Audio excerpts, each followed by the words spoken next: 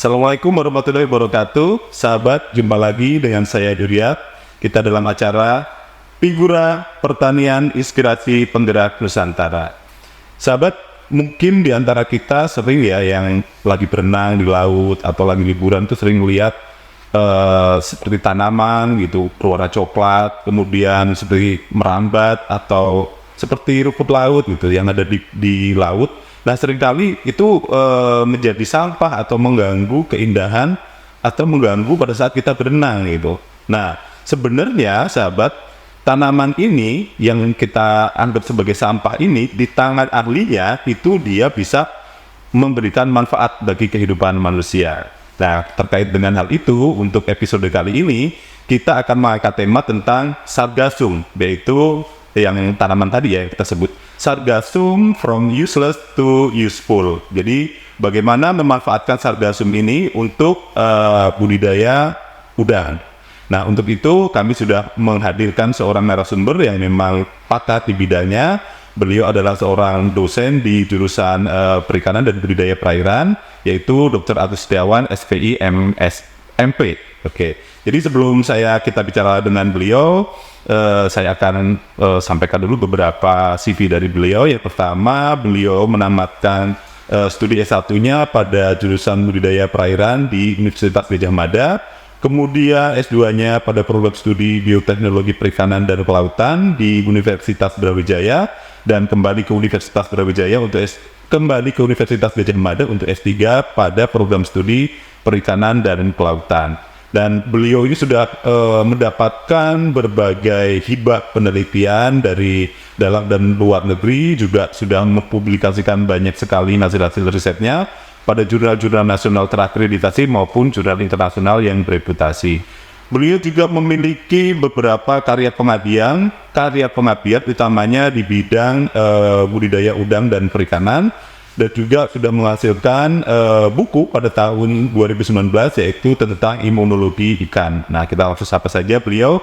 Assalamualaikum Pak Agus. Waalaikumsalam Pak Duryat. Gimana, sehat nih? Alhamdulillah. Ya, ini menarik sekali nih ya Pak Agus ya. Karena kan kita selama ini nggak tahu tuh ternyata sargassum ini bisa dimanfaatkan begitu ya. Baik, sebelum kita tanya-tanya lebih dalam, sebenarnya apa sih itu sargassum itu Pak Agus? Ya. Jadi sebagian besar kita, terutama yang hidup di daerah pesisir, kadang tidak paham atau belum mengerti ternyata banyak sekali sumber daya alam di sekitar pantai itu yang ternyata dia bisa dimanfaatkan untuk kemaslahatan manusia. Di antara tadi yang Pak Duryat sebutkan yaitu sargassum. Kami ingat sekali waktu kami pertama kali riset dengan penelitian sargassum ini, kami ambil sampel waktu itu di perairan di Jepara. Jadi itu daerah pantai, daerah wisata pantai di Jawa Tengah ya. Jadi kami waktu mengambil sampel ini banyak orang yang melihat ini orang ngapain sih gitu. Jadi soalnya kita mengut sampah gitu ya. Jadi ternyata setelah kita hasilkan dan kita ekstraksi dan kemudian kita dilakukan kajian riset gitu, manfaatnya banyak sekali. Jadi sargassum itu saudara dia masuk kategori alga coklat, PAIOPC kalau bahasa ilmiahnya PAIOPC. Jadi alga coklat yang dia banyak hidup di daerah tropis maupun subtropis, termasuk di Indonesia ini sangat banyak sekali. Jadi dia termasuk golongannya alga atau kalau bahasa awamnya itu rumput laut gitu ya? Ya, jadi rumput laut. Ya. Jadi kalau keunggulannya sendiri apa sih dibanding rumput laut yang lain? Nah, jadi sebenarnya rumput laut ini masing-masing itu punya potensi, punya kelebihan. Cuma saat ini yang sedang ramai dikaji oleh banyak peneliti adalah alga coklat, diantaranya sargassum. Kenapa kita milih sargassum? Jadi kami sendiri dulu juga di awal-awal kami telah menguji berbagai macam spesies alga coklat, ada sargassum, padina, kemudian turbinaria. Cuma yang paling banyak terpesedianya di alam ya sargassum, karena dia dari bentuknya yang cukup besar, panjang maksudnya. Kemudian dia hampir setiap tahun itu pasti ada. Jadi setiap kita ke pantai pasti kita menemukan sargassum itu. Oh gitu, jadi melimpah di alam, menarik untuk dikaji ya. Betul. Ya. Oke. Nah kalau di Lampung sendiri itu Pak Agus, di daerah mana ini bisa ditemukan? Tadi kan di Jawa Tengah ya? Iya. Lampung sendiri? Ya, kami telah mensurvei beberapa perairan pantai di Lampung. Yang paling banyak itu di daerah pesisir barat. Itu Pesisir barat. di sana sargasumnya gede-gede karena memang dia mungkin perairan tipenya tipe apa langsung berhadapan dengan samudra sampai India. India. Jadi kalau pada musim tertentu sargasum di sana itu hampir lebih dari 1 meter panjangnya itu. Nah, kemudian kalau di sekitar sini ada di pantai Sebalang itu juga banyak. Oke. Kemudian Kalianda. Jadi kalau kita jalan-jalan ke Kalianda, misalkan pantai di Kalianda, kita kadang sering lihat para nelayan itu mereka mengumpulkan. Jadi mereka bawa rakit ke tengah dan mereka mengambil sargasum itu kemudian nanti dibawa ke tepi dijemur itu. Dan permintaannya itu sangat banyak ternyata, Pak. Oh, Jadi memang sudah laku ini. sudah laku. Oke. Kami pernah tanya ke salah satu nelayan. Jadi ada di Lampung ini ada semacam pengepulnya dan mereka bisa mengirim ke Tangerang. Jadi mereka ada pengepul di Tangerang yang mereka bisa langsung dijual ke Cina, diekspor ke Cina dan Jepang. Dari Lampung ini mereka kadang mengirim itu 1 minggu bisa 1 fuso, 1 truk gitu. Jasa sargasum yang kering yang sudah dijemur tadi gitu. Makanya sangat melimpah sebenarnya itu di Lampung ini. Potensial juga ya, dan Iya. itu di pesisir barat artinya jadi lebih tahan terhadap arus yang kuat ya. Betul. Jadi sargasum itu memang yang dipilih adalah perairan yang berarus, kemudian yang dia berkarang, karena dia kan tipikalnya dia rumput laut yang memiliki hold fast yang dia harus menempel di karang gitu. Nah, kadang dia bisa lepas kalau pas arusnya pas kuat dia lepas, kemudian ya tadi yang seperti Pak Yusuf dia menjadi sampah di pinggiran pantai karena tadi ada arus yang kencang, kemudian dia sudah saatnya memang harus lepas, jadi dia akan melepas gitu. Nah, kalau itu nggak dimanfaatkan sayang sekali. Iya, menarik ya, ini potensi yang sebenarnya orang nggak pernah menyangka ya. Betul, Bahwa iya. itu akan ada yang bisa diambil. Nah, sebenarnya Pak Agus, kandungan apa saja sih yang penting yang bisa kita dapatkan dari sargasum? Ya. Jadi sargasum ini dia memiliki polisakarida yang ternyata setelah dikaji, kalau kita mencari literatur di review jurnal baik nasional maupun internasional itu dia memiliki beberapa polisakarida yang sangat bermanfaat. Di antaranya ada alginat, kemudian fucoidan, ada laminaran gitu. Dan yang baru kami kaji ini baru di sebatas alginat dan fucoidan saja. Itu pun kami sudah mengajarkan berbagai mungkin puluhan mahasiswa S1, lulusan S1, kemudian ada beberapa 5 lulusan mahasiswa S2 juga dari satu sargasum aja gitu.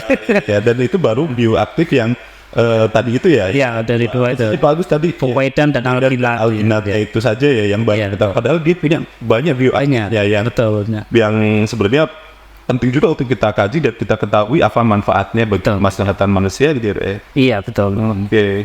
Nah, sebenarnya Pak, yang tadi kan yang baru diketahui dan baru dikaji sama Pak Agus dan tim gitu itu kan alginat sama fucoidan. Iya. Apa sih alginat itu, fucoidan itu apa ya? Jadi itu dua polisakarida yang ada di bisa dikatakan dinding selnya di di sargasum atau alginat coklat tadi. Nah, bedanya apa alginat sama fucoidan? Kalau fucoidan dia lebih dikatakan fukosa yang dia memiliki sulfat, jadi polisakarida bersulfat itu. Maka kalau kita analisis dengan spektrum FTIR itu, Fourier transform infrared itu dia ada gugus sulfatnya. Tapi kalau alginat enggak, dia memang polisakarida yang memiliki beberapa semacam gula-gula tertentu yang berbeda karakteristiknya dengan fucoidan. Meskipun dua-duanya polisakarida tapi karakternya berbeda gitu. Oke, menarik sekali. Nah, Pak Agus, kalau tadi kan itu pengepul Indonesia itu kan diekspor ke Cina ya. Iya. Nah, mereka sendiri berarti sudah mungkin advance ya, pemanfaatan untuk sargasum ini sudah mungkin jauh lebih maju daripada kita ya. Betul. Apa yang Pak Agus udah pernah dengar di Cina itu dimanfaatkan itu apa? Iya. Jadi kalau di sana sebagian besar larinya ke ke kosmetik gitu. Oh, oke. Jadi kosmetik, banyak sekarang kan banyak sekali skincare itu kan muncul dan hampir semua itu atau semua artis udah punya produk skincare sendiri itu. Ternyata di antara bahan aktifnya dari sargasum juga, dari rumput laut juga. Cuma memang ya kita karena kami di jurusan perikanan itu kami nggak mengkaji ke sana. Ya, kajian itu budaya. Ya, untuk budidaya aja gitu. Jadi sebenarnya ini sargasum ini potensial sekali untuk budidaya perairan ya, kemudian untuk kesehatan, Betul. untuk kosmetik juga. Nah, Betul, ya, ada lagi mungkin Pak Agus. Ada yang paling banyak termasuk untuk pembuatan agar gitu. Agar itu termasuk kan pada dasarnya adalah dari rumput laut juga. Ya, jadi sabdalsum ini pun Untuk bahan pangan. sebenarnya sabdalsum ini pun sama dengan rumput laut yang umum dibudidayakan, bisa juga diekstrak menjadi bahan agar ya. Betul ya. Oke. Nah, kalau untuk mengekstrak alginat dan fucoidat sendiri itu gimana Pak Agus? Jadi yang sudah kami lakukan. Jadi kalau alginat itu cara ekstraksinya memang banyak sekali metodenya. Kalau kami lihat di jurnal-jurnal itu akan kita temukan banyak. Ada yang metode ekstraksi asam, basa, kemudian dengan bahan-bahan kimia tertentu. Kalau kami sendiri kami memang mencoba mana yang paling memungkinkan, dan karena kami nanti aplikasinya ke lapangan, jadi tidak hanya sekedar di lab saja, yang kira-kira aplikatif bisa dilakukan oleh masyarakat langsung itu. Jadi kami menggunakan bahan-bahan yang menggunakan bahan yang teknis, bahan kimia yang teknis, kemudian yang relatif masih bisa dijangkau. Jadi tidak menggunakan alat-alat yang misalkan sentrifuge atau apa yang mahal-mahal.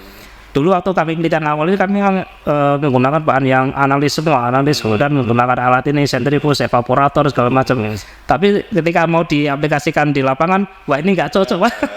Jadi terlalu mahal kosnya. Gitu. Akhirnya kita berpikir gimana caranya biar ini tetap bahannya bisa kita dapatkan, tapi dengan metode ekstraksi yang lebih mudah. Gitu. Jadi kami menggunakan bahan-bahan kimia yang lebih sederhana dan mudah dapat di toko-toko bahan kimia lah, itu mudah dibuat termasuk di toko. Dan petani petambak itu bisa mengakses dan mengekstrak bisa sendiri, mudah ya. Betul, bisa mengekstrak sendiri mereka itu. Jadi tidak perlu alat-alat yang sentrifuge apa tadi itu ya.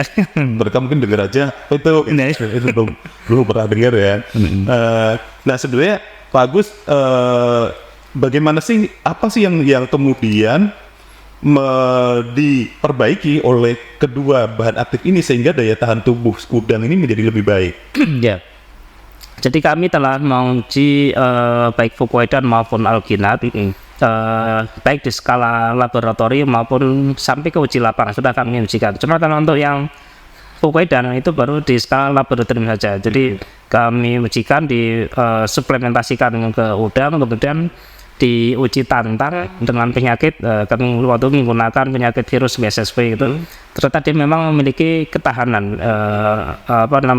relatif lebih tahan dibandingkan yang kontrol yang tidak dikasih suplementasi alginat tadi. Nah kemudian untuk di lapangan gimana? Ini sudah kita ujikan juga di beberapa tambak di Bakauheni, di Ketapang, Lampung Selatan. Ternyata memang dia sama, jadi punya khasiat yang sama ketika di lab. Waktu itu kami ada pengalaman udang yang sudah kami suplementasikan, dan ada satu ketak yang memang dijadikan sebagai kontrol gitu ya. Jadi tidak kami berikan suplemen alginat ini. Kemudian kita ketahui kalau di pesisir timur Lampung termasuk di Tambak itu kategorinya zona merah. Jadi mereka itu sangat sering terjadi penyakit-penyakit ikan, terutama dari virus BSSP maupun IMNV, HPND dan sebagainya. Nah, yang kontrol ini di OC itu day of culture. Jadi waktu budidaya sekitar 30 hari itu sudah mulai kena itu. Jadi teknisnya sudah paham, ini udangnya sudah hampir kena penyakit ini. Ini kalau dibiarkan aja ya kolaps, pasti harus panen gitu. Pokoknya akhirnya di suplementasikan ini dengan periode yang tadinya 3 hari ya bahkan yang lalu tidak berikan sama sekali, akhirnya kita berikan sehari sekali. Alhamdulillah bisa selamat itu, bisa sampai panen. Dan SR-nya masih kalau ditambah masih dikatakan mendekati 100 lah gitu, 100%. Maka petani tadi yang pernah punya pengalaman seperti ini ya alhamdulillah mereka jadi tertarik ingin mencoba lagi gitu. Karena memang musuh utamanya kan penyakit di daerah udang ini ya. Betul. Jadi dia betulnya nanti diberikan suplemen. Dan kemudian suplemen ini akan meningkatkan daya tahan tubuh si udang ini sehingga dia akan mampu melawan penyakit yang diakibatkan utamanya oleh virus ini gitu ya. Ya menarik ya. Karena memang beberapa kali saya ke lapangan gitu memang mereka mengeluhnya ya penyakitnya ini ya. Iya. Bahkan dulu sempat kan di laku ini ya Pak Agus ya, mungkin 10 tahun yang lalu itu kan udang windu dulu ya Pak ya. Nah kemudian ternyata udang windu ini sekarang nggak bisa lagi, itu gimana sih Pak? Jadi udang windu itu betul, salah satu kendala udang windu itu pertama dia memiliki pertumbuhan yang lebih lambat. Kemudian kalau hitungan luasannya kolam dia terbatas karena udang windu itu kan dia sebenarnya hidup di dasar. Di dasar, jadi beda dengan sekarang faname itu dia bisa hidup di dasar di pinggiran kolam, dia naik ke tepian kolamnya itu, kemudian dia bisa di volume airnya itu masih bisa. Tapi kalau udang windu hanya di dasar aja, jadi kan lebih sedikit. Kemudian yang berikutnya udang windu itu sangat rentan dengan virus tadi WSSP itu, makanya dulu kita pernah berjaya di udang windu, kemudian karena kasus WSSP kemudian banyak sekali terjadi kematian, akhirnya pemerintah mencoba mengganti udang windu dengan udang faname yang kita impor gitu. Kelemahannya ya kita impor itu sehingga tidak tahu penyakit, ternyata ada unsur penyakit baru gitu. Biasa kalau kita mengintroduksi jenis baru kita belum tahu apa penyakitnya ya Pak ya. Nah Pak, tadi kan sudah disebutin nih jenis-jenis penyakitnya apa saja yang sudah pernah diujikan dan kemudian efektif dengan sargasum ini ya Pak ya. Jadi utamanya itu yang disebabkan oleh virus dan jamur. Bakteri. Oke. Jadi utamanya itu jenis udang faname ya, sudah terbukti efektif begitu ya Pak ya. Nah, pertanyaan saya kemudian apakah kemudian alginat ini hanya ada di sargasum Pak? Apakah juga bisa kita temui pada bahan tanaman yang lain? Kalau tanaman lain waholam, tapi yang paling banyak itu biasanya dari spesies laut. Jadi spesies laut itu dia ada di sargasum, ada di alga cepat, sargasum dia punya semua. Sargasum, padina, turbinaria maupun fucus fasciculatus itu juga punya. Cuma ya tadi itu untuk pengembangan lebih besar, kenapa kita memanfaatkan sargasum? Karena memang sargasum ini yang paling banyak dari jumlahnya, ketersediaannya, termasuk rendemennya itu juga paling banyak. Kalau di ekstraksi kan yang kita harapkan adalah rendemennya gitu. Jadi kita menggunakan prateringnya berapa, kemudian nanti hasilnya berapa, itu ternyata lebih banyak dibandingkan yang lain. Coba yang lain. Kalau pernah kita menggunakan semacam padina itu bentuknya kan kecil kayak kuping gajah itu ya, di pinggir pantai itu kan kayak daun-daun yang kuping gajah itu orang bilang itu kalau kita ambil itu kelihatannya udah kita ambil banyak, tapi setelah dijemur loh kok nyusut. Jadi rendemennya jadi kecil kalau misalkan mau kita ekstraksi gitu. Akhirnya ya yang saat ini kita kembangkan ya sargasum itu lah. Emang kalau sargasum ini bisa dapat rendemen berapa Pak? Kilo berat tuh? Kami pernah mencoba itu kalau untuk alginat itu bisa sampai 25 bahkan sampai 40%. Oh, iya ya? Besar. Makanya untuk skala di lapangan saat ini kami baru di alginat. Nah, cuma kalau fucoidan itu memang lebih kecil. Paling maksimal bisa 4% aja itu udah bagus yang fucoidan tadi. Ya memang agak jadi kendala. Mungkin kita akan mempelajari bagaimana proses ekstraksi yang lebih efisien gitu. Tapi yang saat ini yang sudah sudah kita bahasanya ya di alginat ya ini. Nah kalau untuk kebutuhan suplementasi sendiri Pak, itu untuk udang itu berapa gram per kilo pakan gitu? Jadi awal itu kami menggunakan alginat dalam bentuk bubuk gitu. Dalam bentuk bubuk itu kita hasil terbaiknya itu dalam dosis yang terbaik adalah 2 gram per kilogram pakan. Nah ketika kami mau pakai di lapangan, jadi untuk dia bisa menjadi bubuk itu dalam saat proses ekstraksi itu harus ada namanya tahapan presipitasi. Jadi ekstrak yang sudah jadi cair itu alginat cair harus kita tambahkan etanol dengan perbandingan 1:3 atau 1:5. Jadi semakin banyak etanol semakin bagus untuk bisa menggumpalkan dan dia bisa menjadi bubuk. Nanti dari semacam pasta dulu baru bisa dibuat jadi bubuk gitu. Nah, proses penambahan etanol ini kalau untuk di lapangan ini nggak cocok. Makanya setelah kami sampaikan ke tambak, ini kalau ditambah etanol, wah ini nggak cocok untuk biaya ini. Akhirnya kita coba pakai yang cair kalau di lapangan. Dengan cair itu alhamdulillah bisa, cuma kita konversikan. Kalau misalkan dengan bubuk itu 2 gram, kalau cair nanti berapa? Artinya kita dapatkan dosis 120 ml saja per kilogram pakan. Jadi memang selama ini kita masih fresh. Jadi kita ekstraksi dia masih fresh, kemudian kita campurkan di pakan 120 ml per kilogram pakan, kemudian nanti langsung diberikan pakannya gitu. Oke, ya menarik sekali ya. Jadi kan ini Pak Agus, ini kan target kita ini kan di Figura ini kan generasi muda yang mereka bentuk inspirasi untuk berwirausaha atau mendapatkan ide-ide untuk melakukan sebuah karya wirausaha untuk penghidupannya. Jadi ada pesan-pesan untuk generasi muda Pak untuk supaya mereka lebih tertarik mengembangkan minat ini. Jadi kami sedang berusaha produk Alginat ini biar bisa menjadi suatu produk yang komersil gitu. Kebetulan ini sudah dapat support dana juga dari Udela dan hibah penelitian prototipe industri gitu. Jadi kemarin salah satu tugas kami adalah mencari partner atau mitra yang bisa untuk investor lah gitu. Jadi untuk biar ini bisa dikembangkan dalam scale up skala yang lebih besar. Kemarin sudah ada satu investor dari Surabaya yang dulu juga pemain di obat-obatan di Tambah juga tertarik, cuma belum punya waktu untuk kesempatan ke Lampung ini untuk berbicara lebih detail gitu. Jadi baru sekitar kita sudah membuat grup nya. Nanti kalau ini misalkan sudah ada investor sudah deal, pasti butuh banyak tenaga. Ada yang mulai dari mencari sargasumnya, kemudian proses ekstraksinya, termasuk pembuatannya sampai distributornya, pasti butuh banyak tenaga kerja. Nanti multiplier impact-nya itu akan sangat luas. Sangat luas. Dan harapan kami juga kita tidak terus-menerus memanfaatkan sargasum itu dari alam, tapi dalam jangka panjang kita akan mencoba untuk budidayanya.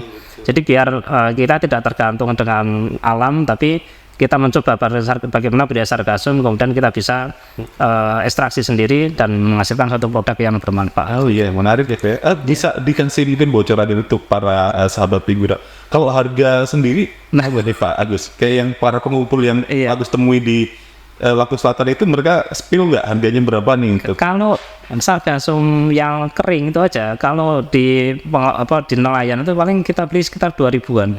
Harga 2.000 maksimal 2.500. Karena kalau sudah di teman-teman coba cari aja di toko-toko online tuh, coba dengan nama produk Alginat atau Fukoidan, itu sebotol kecil ini bisa sampai 200.000 gitu. Padahal tadi rekomendasinya lumayan. Iya, makanya ini sangat potensial kalau misalkan kita mau mengusahakan di situ ya. Semoga KKP Kementerian Kelautan dan juga mendukung mensupport program ini industrialisasi untuk bioteknologi di kelautan perikanan itu.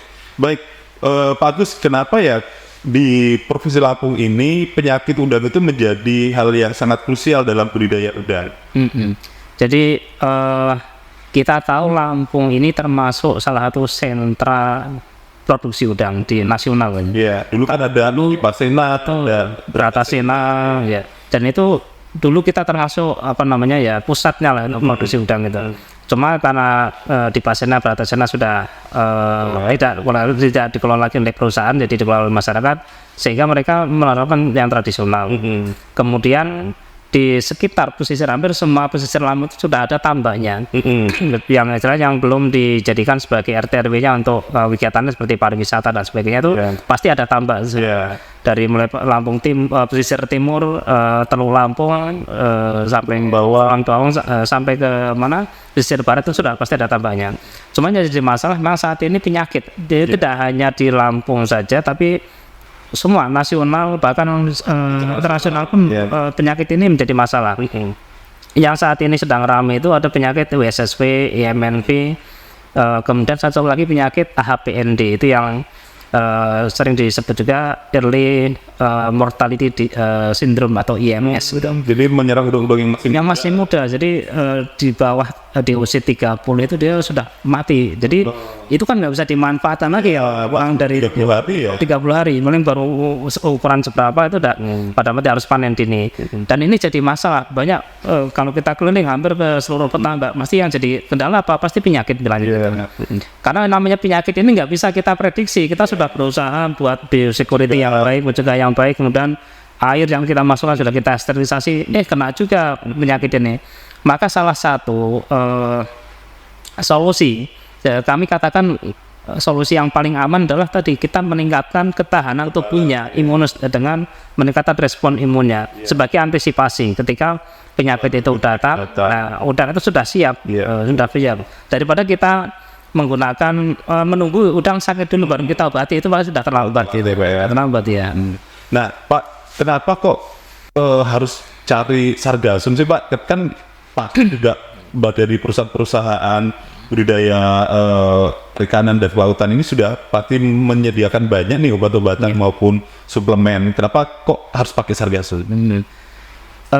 Sebenarnya penanggulangan penyakit pada udang ini bisa kita kategorikan, ada yang menggunakan jenis bahan-bahan kimia, kemudian ada yang menggunakan antibiotik. Cuma kalau kita tadi menggunakan bahan kimia atau antibiotik, itu nanti akan ada dampaknya, efek negatifnya. Yang pertama adalah patogen itu menjadi lebih resisten, lebih tahan gitu.